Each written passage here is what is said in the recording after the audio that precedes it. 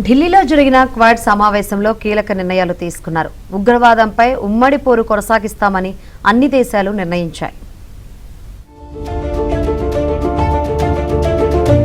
Bharat, America, Australia, Japan దేశాల కూటమి అయిన క్వాడ్ విదేశాంగ మంత్రుల సమావేశం ఢిల్లీలో జరిగింది.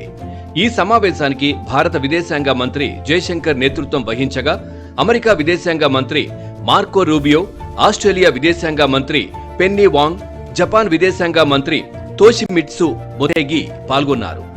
ఇండో పసిఫిక్ ప్రాంతంలో భద్రత, ఆర్థిక సహకారం, సరఫరా వ్యవస్థల బలోపేతం, కీలక మౌలిక సదుపాయాల అభివృద్ధి వంటి అంశాలపై ప్రధానంగా చర్చ జరిగింది.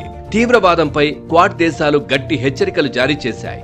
పలు అంశాల్లోని లోపాలను పరిష్కరించడానికి భాగస్వామ్యం దేశాలు మరింత లోతైన సహకారం పెంచుకోవాలని కేంద్ర మంత్రి జయశంకర్ పిలుపునిచ్చారు. ఇండియా, అమెరికా మధ్య క్రిటికల్ మినరల్స్, రేర్ ఎర్త్ సప్లైలపై వ్యూహాత్మక ముందడుగు పడింది. ఈ విషయంలో ఇరు దేశాలు ఎలా ముందుకెళ్లాలి అనే అంశంపై ఒక ఫ్రేమ్వర్క్ కుదుర్చుకున్నాయి. క్వాడ్ సదస్సుతో తర్వాత మార్కో రూబియో, జయశంకర్ ఎంఓయూలపై సంతకాలు చేశారు. క్రిటికల్ మినరల్స్ సరఫరాలో ప్రపంచం ఎక్కువగా చైనాపైనే ఆధారపడుతోంది. ఈ ఒప్పందం వల్ల ఆధునిక సాంకేతికత, క్లీన్ ఎనర్జీ, రక్షణ రంగ ఉత్పత్తుల తయారీకి అవసరమైన ముడి సరుకు కోసం చైనాపై ఆధారపడాల్సిన అవసరం తగ్గుతుంది. అంతర్జాతీయంగా తీవ్రమైన పోటీ నెలకొన్న ప్రస్తుత తరుణంలో ఈ ఒప్పందానికి అత్యంత వ్యూహాత్మక ప్రాధాన్యత ఉందని భారత విదేశాంగ మంత్రి ఎస్ జయశంకర్ పేర్కొన్నారు.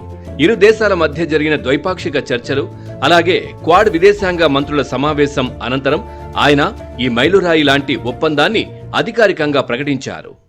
Framework aims to deepen our cooperation across the entire critical minerals and rare earth supply chain, including mining, processing, recycling and related investments.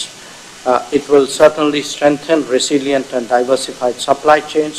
It will help us to collaborate in financing and in the effective management of critical minerals and rare earth scrap. అమెరికాకు భారత్ ఎంతో కీలకమైన భాగస్వామి అన్నారు Marco Rubio. ఈ ఒప్పందం ఇరు దేశాల బంధానికి ఒక ప్రత్యక్ష ఉదాహరణ అని పేర్కొన్నారు. భారత్, అమెరికాలు తమ ఆవిష్కరణలకు అవసరమైన వ్యూహాత్మక ఖనిజాలు, అత్యంత అరుదైన లోహాలను, వాటి సరఫరా గొలుసులను సురక్షితం చేయడం ద్వారా సమాన వ్యూహాత్మక ప్రయోజనాలు కలిగి ఉన్నాయన్నారు. It's a very important step. Actually, I think the groundwork was laid for this on the 4th of February when we launched the forum and that you joined us at the Critical Minerals Forum that we hosted in Washington, D.C. It gained momentum later that month when India signed on to Pact Silicon. భారత పర్యటనలో భాగంగా తాజ్ మహల్ ను America విదేశాంగ మంత్రి Marco Rubio పర్యటనపై హైదరాబాద్లోని Iran consulate సెటైర్లు వేస్తూ ట్వీట్ చేసింది.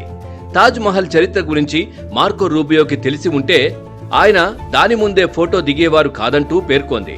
ఇక రూబియో ఇండియా పర్యటన ముగియడంతో ఆయన అమెరికాకు తిరుగు పయనమయ్యారు.